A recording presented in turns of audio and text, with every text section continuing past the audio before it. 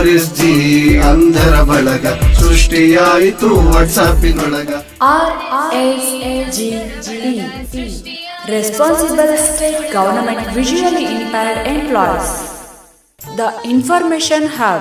We are delighted to present you ಸ್ನೇಹಿತರೆ, ಮಾಹಿತಿ ಮೂಲಕ ಸಬಲೀಕರಣ.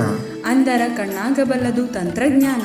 ನೀವಿನ್ನು ನಮ್ಮ ಚಾನಲ್ಗೆ ಸಬ್ಸ್ಕ್ರೈಬ್ ಆಗದಿದ್ದಲ್ಲಿ ಈಗಲೇ ಸಬ್ಸ್ಕ್ರೈಬ್ ಆಗಿ ಹಾಗೂ ನಮ್ಮ ಮುಂದಿನ ಎಲ್ಲ ವಿಡಿಯೋಗಳನ್ನು ನೇರವಾಗಿ ನಿಮ್ಮ ಇಮೇಲ್ಗೆ ಪಡೆಯಿರಿ. ಲೈಕ್ ಮಾಡಿ, ಶೇರ್ ಮಾಡಿ, ಕಮೆಂಟ್ ಮಾಡಿ. ಅಂಗವಿಕಲತೆಯುಳ್ಳ ವ್ಯಕ್ತಿಗಳ ಹಕ್ಕುಗಳ ಅಧಿನಿಯಮ 2016 ಅರಿಯೋಣ ಸರಣಿಯ 19ನೇ ಸಂಚಿಕೆಗೆ ಎಲ್ಲರಿಗೂ ಸ್ವಾಗತ.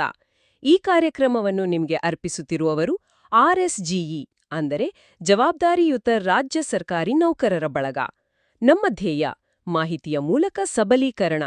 ನಮ್ಮ ವಾಟ್ಸಾಪ್ ಸಮುದಾಯಕ್ಕೆ ಸೇರಲು 9060 72 0937 ಸಂಖ್ಯೆಗೆ ಸಂದೇಶ ಕಳುಹಿಸಿ. ಸರಿ, ಇವತ್ತಿನ ಚರ್ಚೆ ಶುರು ಮಾಡೋಕ್ ಮುಂಚೆ ಒಂದ್ ಕ್ಷಣ ಯೋಚನೆ ಮಾಡೋಣ. ಒಂದು ಸರ್ಟಿಫಿಕೇಟ್ ಅಂದ್ರೆ ಏನು? ಅದು ಬರೀ ಒಂದು ಪೇಪರ್ ತುಂಡ? ಅಥವಾ ಒಬ್ಬ ವ್ಯಕ್ತಿಯ ಹಕ್ಕು, ಅವರ ಘನತೆ, ಅವರ ಭವಿಷ್ಯ ಇದನ್ನೆಲ್ಲ ನಿರ್ಧರಿಸೋ ಒಂದು ದೊಡ್ಡ ಸಾಧನನಾ? ಅಂಗವಿಕಲತೆಯುಳ್ಳ ವ್ಯಕ್ತಿಗಳಿಗೆಂತೂ ಈ ಪ್ರಮಾಣಪತ್ರ ಅವರ ಜೀವನದ ಎಷ್ಟೋ ಬಾಗಿಲುಗನನ್ನ ತೆರೆಯೋ ಒಂದು ಕೀಲಿಕೈ ಇದ್ಹಾಗೆ. ಹೌದು, ನೀವು ಹೇಳಿದ್ದು ಬಹಳ ಸರಿ. ಆದ್ರೆ ಈ ಕೀಲಿಕೈಯನ್ನು ಯಾರು ಕೊಡ್ತಾರೆ? ಯಾವ ಆಧಾರದ ಮೇಲೆ ಕೊಡ್ತಾರೆ? ಒಂದ್ ವೇಳೆ ಕೊಡಲ್ಲ ಅಂದ್ರೆ ಮುಂದೇನು ದಾರಿ? ಈ ಇಡೀ ಸಿಸ್ಟಮ್, ಇದ್ರಲ್ಲಿ ಪಾರದರ್ಶಕತೆ, ನ್ಯಾಯ ಇದೆಯಾ ಅಂತ ನೋಡೋದು ಹೇಗೆ? ನೀವು ಕೇಳಿದ ಪ್ರಶ್ನೆಗಳೇ ಇವತ್ತಿನ ನಮ್ಮ ಚರ್ಚೆಯ ತಿರುಳು. ಅಂಗವಿಕಲತೆಯ ಪ್ರಮಾಣಪತ್ರ ಕೊಡುವ ಪ್ರಕ್ರಿಯೆ ಇದೆಯಲ್ಲ, ಅದು ಕೇವಲ ಒಂದು ಅಡ್ಮಿನಿಸ್ಟ್ರೇಟಿವ್ ಕೆಲಸ ಅಲ್ಲ. ಓ, ಇದು ನೇರವಾಗಿ ಮಾನವ ಹಕ್ಕುಗಳಿಗೆ ಸಂಬಂಧಪಟ್ಟಿದ್ದು. ಒಂದು ಸರಿಯಾದ, ನ್ಯಾಯಯುತವಾದ, ಪಾರದರ್ಶಕವಾದ ಸರ್ಟಿಫಿಕೇಶನ್ ವ್ಯವಸ್ಥೆನೇ ಈ ಇಡೀ ಕಾಯ್ದೆಯ ಯಶಸ್ಸಿಗೆ ಅಡಿಪಾಯ. ಸರಿ, ಹಾಗಿದ್ರೆ ಈ ಪ್ರಮುಖ ವಿಷಯದ ಬಗ್ಗೆ ಇನ್ನಷ್ಟು ಆಳವಾಗಿ ಮಾತಾಡೋಣ. ಇಂದು ನಾವು RPWD ಕಾಯ್ದೆ 2016 ಅಧ್ಯಾಯ 10ರಲ್ಲಿ ಬರುವ ಸೆಕ್ಷನ್ 56, 57, 58 ಮತ್ತು 59 ಬಗ್ಗೆ ವಿವರವಾಗಿ ತಿಳಿಯೋಣ. ಅಂದ್ರೆ ಪ್ರಮಾಣೀಕರಣದ ಸಂಪೂರ್ಣ ಪ್ರಕ್ರಿಯೆ. ಹೌದು, ಈ ಸೆಕ್ಷನ್ಗಳು ಈ ಇಡೀ ಪ್ರಕ್ರಿಯೆಯನ್ನ ಹೇಗೆ ನಿಯಂತ್ರಿಸ್ತವೆ ಅಂತ ನೋಡೋಣ. ಮೊದಲನೇ ಪ್ರಶ್ನೆ, ಅಂಗವಿಕಲತೆಯನ್ನ ಅಳೆಯೋದು ಹೇಗೆ? ಒಬ್ಬ ವ್ಯಕ್ತಿಗೆ ಒಂದು ನಿರ್ದಿಷ್ಟ ಅಂಗವಿಕಲತೆ ಇದೆಯಂತ ಯಾರು ಮತ್ತೆ ಯಾವ ಆಧಾರದ ಮೇಲೆ ನಿರ್ಧರಿಸ್ತಾರೆ? ಇದಕ್ಕೆಂತ ಏನಾದ್ರೂ ಸ್ಟ್ಯಾಂಡರ್ಡ್ ಇದೆಯಾ? ಖಂಡಿತ ಇದೆ. ಅದಕ್ಕಾಗಿಯೇ ಸೆಕ್ಷನ್ 56 ಇರೋದು. ಈ ಸೆಕ್ಷನ್ ಪ್ರಕಾರ ಕೇಂದ್ರ ಸರ್ಕಾರವೇ ನಿರ್ದಿಷ್ಟಪಡಿಸಿದ ಅಂಗವಿಕಲತೆಗಳನ್ನ ಅಳೆಯೋಕೆ ಮಾರ್ಗಸೂಚಿಗಳನ್ನ, ಅಂದ್ರೆ ಗೈಡ್ಲೈನ್ಸ್ನ ನೋಟಿಫೈ ಮಾಡಬೇಕು. ಓ, ಕೇಂದ್ರ ಸರ್ಕಾರವೇ? ಹೌದು. ಇದರ ಮುಖ್ಯ ಉದ್ದೇಶ ಏನು ಅಂದ್ರೆ, ದೇಶದಾದ್ಯಂತ ಅಂಗವಿಕಲತೆಯನ್ನ ಅಳೆಯೋದ್ರಲ್ಲಿ ಒಂದು ಏಕರೂಪತೆ, ಒಂದು ಯೂನಿಫಾರ್ಮಿಟಿ ತರೋದು. ಇದನ್ನ ಒಂದು ಉದಾಹರಣೆ ಮೂಲಕ ವಿವರಿಸ್ಬೋದಾ? ಖಂಡಿತ.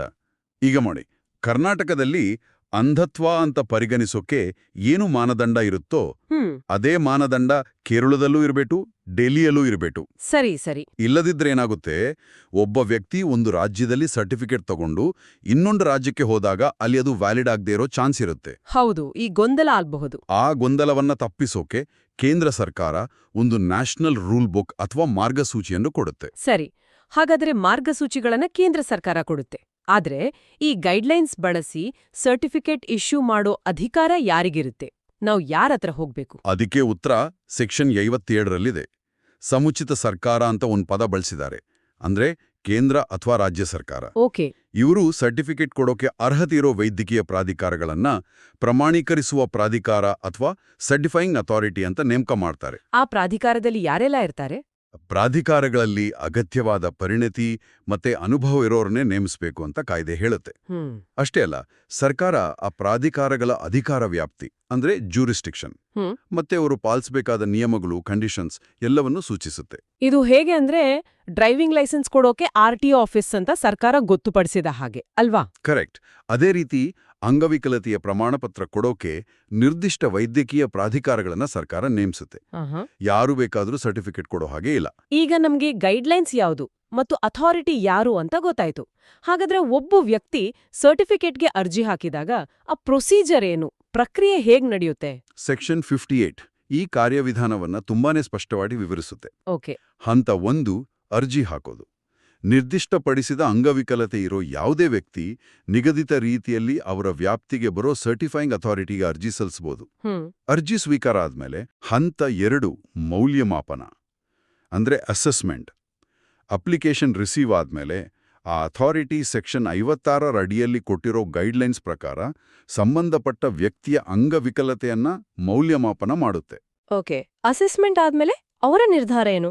ಅದೇ ಹಂತ 3 ನಿರ್ಧಾರ. ಮೌಲ್ಯಮಾಪನದ ನಂತರ ಪ್ರಾಧಿಕಾರ 2 ನಿರ್ಧಾರಗಳಲ್ಲಿ ಒಂದನ್ನ ತಗೊಳ್ಬೋದು. ಯಾವುದು? 1 ಅಂಗವಿಕಲತೆಯ ಪ್ರಮಾಣಪತ್ರವನ್ನು ಕೊಡೋದು. ಸರಿ. 2 ಅರ್ಜಿಯನ್ನ ತಿರಸ್ಕರಿಸೋದು. ಓ, ರಿಜೆಕ್ಟ್ ಕೂಡ ಮಾಡ್ಬೋದಾ? ಹೌದು. ಆದರೆ ಇಲ್ಲಿ ಒಂದು ಬಹಳ ಮುಖ್ಯವಾದ ಅಂಶ ಇದೆ. ಅರ್ಜಿಯನ್ನ ತಿರಸ್ಕರಿಸೋದಾದ್ರೆ ಅದಕ್ಕೆ ಸ್ಪಷ್ಟವಾದ ಕಾರಣಗಳನ್ನ ಲಿಖಿತ ರೂಪದಲ್ಲಿ ಕೊಡ್ಲೇಬೇಕು. ಅಷ್ಟೇ ಅಲ್ಲ, ಅರ್ಜಿದಾರರಿಗೆ ತಮ್ಮ ವಾದ ಮಂಡಿಸೋಕೆ ಒಂದು ಅವಕಾಶ ಕೊಡದೆ ಯಾವುದೇ ಅರ್ಜಿಯನ್ನ ತಿರಸ್ಕರಿಸೋ ಹಾಗಿಲ್ಲ ಅಲ್ವಾ? ಎಕ್ಸಾಕ್ಟ್ಲಿ. ಇದು ನೈಸರ್ಗಿಕ ನ್ಯಾಯದ ತತ್ವ, ಅಂದ್ರೆ ಪ್ರಿನ್ಸಿಪಲ್ ಆಫ್ ನ್ಯಾಚುರಲ್ ಜಸ್ಟಿಸ್. ಅಂದ್ರೆ ಅವ್ರಿಗೆ ಯಾಕೆ ಸರ್ಟಿಫಿಕೇಟ್ ಕೊಡಬೇಕು ಅಂತ ಹೇಳ್ಕೊಳಕ್ಕೆ ಒಂದು ಅವಕಾಶ ಸಿಗ್ಲೇಬೇಕು. ಆ ಅವಕಾಶವನ್ನ ಕೊಡದೆ ಅರ್ಜಿಯನ್ನ ತಿರಸ್ಕರಿಸುವಂತಿಲ್ಲ. ಒಂದು ವೇಳೆ ಪ್ರಾಧಿಕಾರದ ನಿರ್ಧಾರ ಅರ್ಜಿದಾರರಿಗೆ ಸರಿ ಅನಿಸಲಿಲ್ಲ ಅಂದ್ರೆ ಏನ್ ಮಾಡೋದು?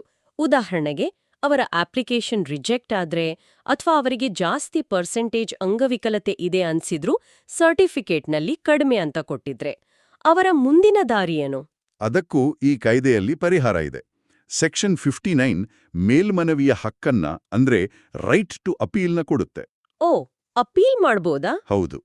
ಸರ್ಟಿಫೈಯಿಂಗ್ ಅಥಾರಿಟಿಯ ನಿರ್ಧಾರದಿಂದ ಸಮಾಧಾನ ಆಗದ ಯಾವುದೇ ವ್ಯಕ್ತಿ ರಾಜ್ಯ ಸರ್ಕಾರದಿಂದ ನೇಮಕವಾದ ಮೇಲ್ಮನವಿ ಪ್ರಾಧಿಕಾರ ಅಥವಾ ಅಪೆಲೇಟ್ ಅಥಾರಿಟಿಗೆ ನಿಗದಿತ ಸಮಯದೊಳಗೆ ಮೇಲ್ಮನವಿ ಸಲ್ಲಿಸಬಹುದು. ಆಮೇಲೆ ಈ ಮೇಲ್ಮನವಿಯ ಮೇಲೆ ಆ ಅಪೆಲೇಟ್ ಅಥಾರಿಟಿ ಕೊಡುವ ಆದೇಶವೇ ಅಂತಿಮವಾಗಿರುತ್ತೆ. ಇದು ನ್ಯಾಯಾಲಯದ ವ್ಯವಸ್ಥೆ ಥರಾನೇ ಇದೆ. ಕೆಳ ನ್ಯಾಯಾಲಯದ ತೀರ್ಪಿನ ವಿರುದ್ಧ ಮೇಲಿನ ನ್ಯಾಯಾಲಯಕ್ಕೆ ಹೋಗ್ತೀವಲ್ಲ, ಹಾಗೆ. ಹೌದು. ಇದು ಸಿಸ್ಟಮ್ ಅಲ್ಲಿ ಒಂದು ರೀತಿ ಚೆಕ್ಸ್ ಅಂಡ್ ಬ್ಯಾಲೆನ್ಸಸ್ ಇದ್ದಾಗೆ. ತಪ್ಪುಗಳನ್ನ ಸರಿಪಡಿಸೋಕೆ ಒಂದು ಅವಕಾಶ. ಅದ್ಭುತ. ನಮ್ಮ ಕೇಳುಗರ ತಿಳುವಳಿಕೆಯನ್ನ ಇನ್ನಷ್ಟು ಗಟ್ಟಿಗೊಳಿಸೋಕೆ ಒಂದು ಸಣ್ಣ ಪ್ರಶ್ನೋತ್ತರ ನಡೆಸೋಣವಾ? ಖಂಡಿತ, ಕೇಳಿ. ಪ್ರಶ್ನೆ 1. ಅಂಗವಿಕಲತೆಯ ಮೌಲ್ಯಮಾಪನಕ್ಕಾಗಿ ರಾಷ್ಟ್ರೀಯ ಮಟ್ಟದ ಮಾರ್ಗಸೂಚಿಗಳನ್ನ ಯಾರು ಹೊರಡಿಸ್ತಾರೆ? ಎ, ರಾಜ್ಯ ಸರ್ಕಾರ, ಬಿ, ಕೇಂದ್ರ ಸರ್ಕಾರ, ಅಥವಾ ಸಿ, ಜಿಲ್ಲಾಧಿಕಾರಿ? ಇದ್ರ ಬಗ್ಗೆ ನಾವು ಮಾತಾಡಿದ್ವಿ. ಸರಿಯಾದ ಉತ್ತರ ಬಿ, ಕೇಂದ್ರ ಸರ್ಕಾರ. ದೇಶಾದ್ಯಂತ ಏಕರೂಪತೆ ತರೋದು ಇದರ ಉದ್ದೇಶ. ಸರಿ. ಎರಡನೇ ಪ್ರಶ್ನೆ, ಸರ್ಟಿಫಿಕೇಟ್ಗಾಗಿ ಸಲ್ಲಿಸಿದ ಅರ್ಜಿಯನ್ನ ಅರ್ಜಿದಾರರಿಗೆ ತಮ್ಮ ವಾದ ಮಂಡಿಸಲು ಅವಕಾಶ ಕೊಡದೆ ತಿರಸ್ಕರಿಸಬಹುದಾ? ಎ, ಹೌದು, ಪ್ರಾಧಿಕಾರಕ್ಕೆ ಸಕಾರಣಗಳಿದ್ರೆ. ಬಿ, ಇಲ್ಲ, ಅವಕಾಶ ನೀಡುವುದು ಕಡ್ಡಾಯ. ಸಿ, ಕೆಲವು ವಿಶೇಷ ಸಂದರ್ಭಗಳಲ್ಲಿ ಮಾತ್ರ. ಉತ್ತರ ಬಿ, ಇಲ್ಲ, ಅವಕಾಶ ನೀಡೋದು ಕಡ್ಡಾಯ. ಇದು ನೈಸರ್ಗಿಕ ನ್ಯಾಯದ ತತ್ವವನ್ನ ಎತ್ತಿ ಹಿಡಿಯುತ್ತೆ. ಆ ಅವಕಾಶವನ್ನ ಕೊಡ್ಲೇಬೇಕು. ಪರ್ಫೆಕ್ಟ್.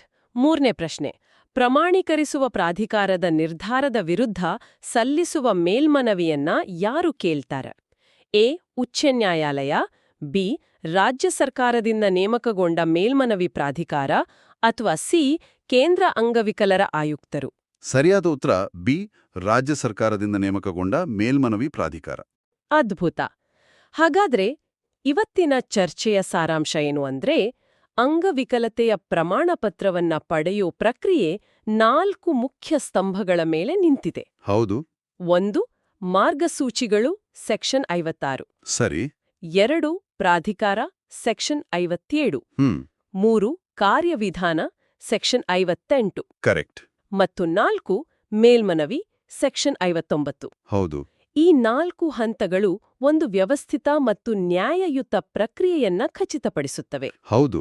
ಈ ಪ್ರಕ್ರಿಯೆ ಬಗ್ಗೆ ಸರಿಯಾದ ಅರಿವಿದ್ದಾಗ ಅಂಗವಿಕಲತೆಯುಳ್ಳ ವ್ಯಕ್ತಿಗಳು ತಮ್ಮ ಹಕ್ಕನ್ನ ತುಂಬಾನೇ ವಿಶ್ವಾಸದಿಂದ ಪಡೆಯಬಹುದು. ಪ್ರಮಾಣಪತ್ರ ನಮ್ಮ ಹಕ್ಕು, ನಿಯಮಗಳ ಅರಿವೇ ಅದಕ್ಕೆ ರಕ್ಷೆ. ಈ ಕಾಯ್ದೆಯ ಉಳಿದ ನಿಬಂಧನೆಗಳನ್ನ ನಾವು ಮುಂದಿನ ಸಂಚಿಕೆಯಲ್ಲಿ ಚರ್ಚಿಸಲಿದ್ದೇವೆ. ಇಂದಿನ ಈ ಚರ್ಚೆಯಲ್ಲಿ ಭಾಗವಹಿಸಿದ್ದಕ್ಕಾಗಿ ತಮ್ಮೆಲ್ಲರಿಗೂ RSGE ಬಳಗದ ನಿರ್ವಾಹಕರ ತಂಡದ ಪರವಾಗಿ ಧನ್ಯವಾದಗಳು. ಭವಿಷ್ಯದ ಸಂಚಿಕೆಗಳ ಬಗ್ಗೆ ಮಾಹಿತಿ ಪಡೆಯಲು ನಮ್ಮ ಚಾನೆಲ್ಗೆ ಸಬ್ಸ್ಕ್ರೈಬ್ ಮಾಡಿ ಮತ್ತು ಮೂಲ ಕಾಯ್ದೆಯನ್ನು ಓದಲು ಮರೆಯಬೇಡಿ. ನಮಸ್ಕಾರ.